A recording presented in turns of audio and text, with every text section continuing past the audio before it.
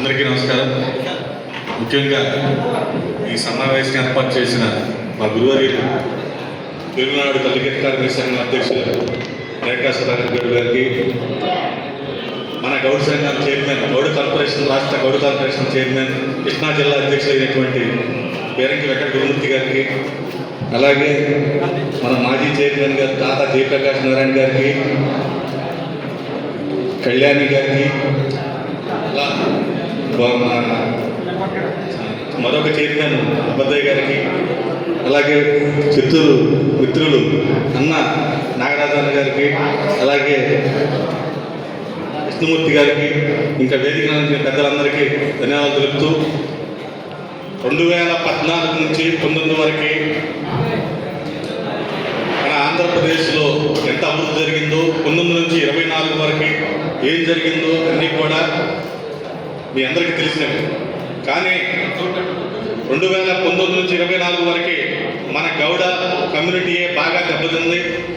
ఆ కమ్యూనిటీ అంతా కూడా ఏకతాటిపై తీసుకురావడానికి గురుమూర్తి అన్న కానీ, రేఖా సుధాకర్ గౌడ్ అన్న కానీ ప్రతి సమస్య ఉన్న చోటకి, ఏ జిల్లాలో అయితే సమస్య ఉందో ఆ జిల్లాలో కలుగిరి కార్మికులు ఏ ఇబ్బందులు పడుతున్నారో ప్రతి చోట కూడా అక్కడ తెలుసుకోవడం, అక్కడ ఉన్నవారిని ఎలర్ట్ చేసి అక్కడ కళ్ళు అమ్ముకోవడానికి ఇబ్బంది పడుతున్నారు, కరోనా టైంలో కూడా మా గౌడాస్ని టార్గెట్ చేసి ఇబ్బంది పెడుతున్నారు అని అక్కడ అధికారులతో మాట్లాడటం. కానీ మా వంతుగా ఎక్కడ ఏ సమస్య వచ్చినా, మా దృష్టికి వచ్చిన తెలుగునాడు కల్గిరి కార్మిక సంఘం తరఫున ఎక్కడ ప్రతి ఏ జిల్లాలో ఏ సమస్య ఉన్నా కూడా మాట్లాడి చేసాం. ఐడి కార్డులు కావచ్చు, పడిపోయిన వారు ఎక్సైజ్ కానీ అప్పుడు ఇప్పుడు కూడా మన కల్గిరి కార్మిక సంఘాని కోసం ప్రతి క్షణం అనుక్షణం మా దృష్టికి ఏ సమస్య వచ్చినా కూడా అన్నీ కూడా పరిష్కరించే విధంగా, ఏ విధంగా అయితే ఎవరిదైతే దృష్టి తీసుకెళ్లాలో వారి దగ్గర తీసుకెళ్ళి మీరు మాకు తెలియపరిస్తే మేము పెద్దలు దృష్టి తీసుకెళ్ళి చేపించే విధంగా చేస్తున్నాం. ఇప్పుడు కూడా చాలా వరకు కూడా ఎక్స్ప్రెస్ పడిపోయి చెట్టు మీద పడిపోయినాయి. 19 నుంచి 24 వరకు మరణించిన వారు కానీ, మంచానికి పరిమితమైన వారు పడిపోయిన వారు కానీ చాలా పెండింగ్లో ఉన్నవి.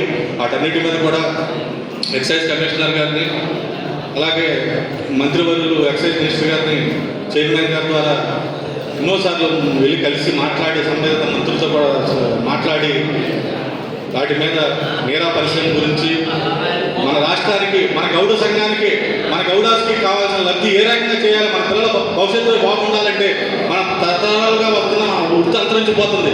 ఈ దీన్ని వృత్తి మనుడు కొనసాగించాలంటే ఏ రకంగా చేయాలని చెప్పి నేరా పరిశ్రమ ద్వారా నాటి ఉత్పత్తుల్ని మనం మన రాష్ట్రంలో గవర్నమెంట్ ద్వారా ప్రత్యేకంగా బోర్డు ఏర్పాటు చేసి గవర్నమెంట్ ద్వారా చేపిస్తే మన బిడ్డలకి ప్రతి ఒక్కరు ఆడవారు కావచ్చు, మగవారికి కావచ్చు, అందరికీ మనకు అన్నది ఒక ఎంప్లాయ్మెంట్ ఉండే దిశగా చైర్మన్ గారు అంతా ఆలోచించి చేస్తున్నాము. దీన్ని ప్రాసెస్లో ఉంది.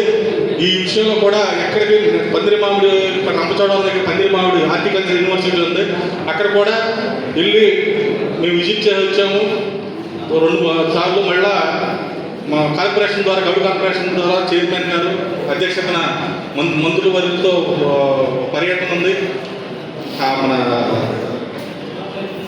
ఏపీ, తెలంగాణ, తమిళనాడు, కర్ణాటక ఇక్కడ తాటి ఉత్పత్తులు బాగా బ్రహ్మాండం జరుగుతుంది పక్క రాష్ట్రాలు.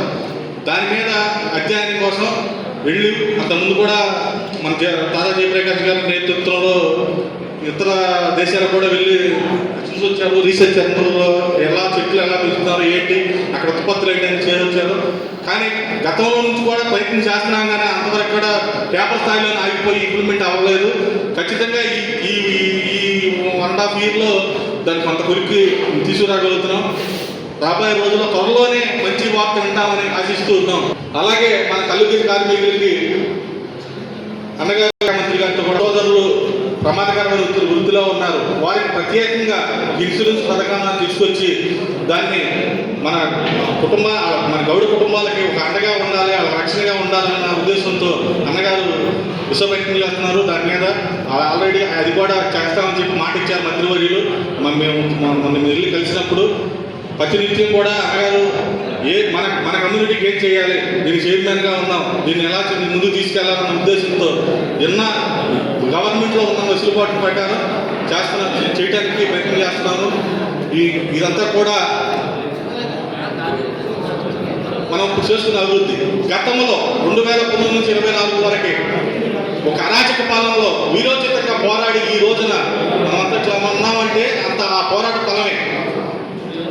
నారా లోకేష్ గారి పిలుపు మేరకు యోగాల పాదయాత్రలో అన్నగారు కూడా చెప్పారు. అప్పుడు రేఖ పదాకరణ మీరందరూ కూడా ఎక్కడెక్కడ ఏ జిల్లాకు వెళ్తే ఏ మండలానికి వస్తే ఆ మండలానికి మన కల్లుగీత కార్మికులందరూ కూడా వెళ్ళి మోకులతో ప్రదర్శన చేస్తూ మనకున్న సాధక బాధలన్నీ కూడా అందరూ కూడా ఒక కమిటీగా వెళ్ళి ఒక మెమరాండంగా ఇవ్వండి, 10 చోట కూడా కమ్యూనిటీలు వైద్య మీటింగ్లు ఉన్నాయి అని చెప్పారు. మేము కూడా ఆ రోజున అన్నగారు చెప్పడం, అలాగే గురుమూర్తి అన్నగారు కూడా చెప్పడం, గురుమూర్తి గారు అన్నగారితో పాటు మేము కుప్పంలో యువగళం పాదయాత్ర స్టార్టింగ్ 3 రోజులు 4 రోజులు అక్కడ ఉండి అవన్నీ కూడా మన వాళ్ళతో కూడా మేమంతా కూడా ఆ కార్యక్రమం పాల్పంచుకొని అలాగే వీలైనప్పుడల్లా యువగళ పాదయాత్రలో మేము ఎక్కడికి వీలైతే అక్కడికి వెళ్ళి మేము చేయాల్సిన కార్యక్రమాలు చేశాము. మన పార్టీ ఏదైతే ఆదేశిస్తే ఆ రాత్రనక పగలనక కూడా ఎన్నో కేసులు నా మీద 9 కేసులు పెట్టారు. ఈ అప్పుడు వైసీపీ నాయకులు టార్గెట్ చేసి 9 కేసులు పెట్టారు నా మీద. గురుమూర్తి అన్నగారి మీద అయితే గన్నవరం పార్టీ మీద దాడి జరుగుతుందని వెళ్తే ఆయన ఒక బడుగు బలహీన వర్గాల నాయకుడు, ఆయన కార్ని టార్గెట్ చేసి తగలబెట్టేశారు. తగలబెట్టేసి మళ్ళీ పైపచ్చి ఆయన మీద కేసు కట్టి 15 రోజులు జైల్లో పెట్టారు.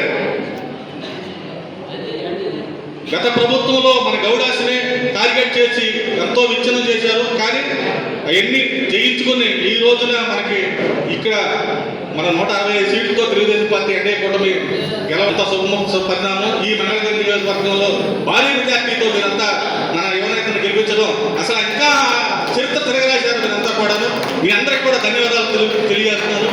ఇంత చక్కటి అవకాశం ఇచ్చినందుకు ఇక్కడ పిలిచి మమ్మల్ని మా మనసులో ఉన్న వ్యక్తపరిచే అవకాశం ఇచ్చినందుకు రేఖ అన్నకి మరోసారి ధన్యవాదాలు తెలుపుతూ సెలవు తీసుకుంటాను.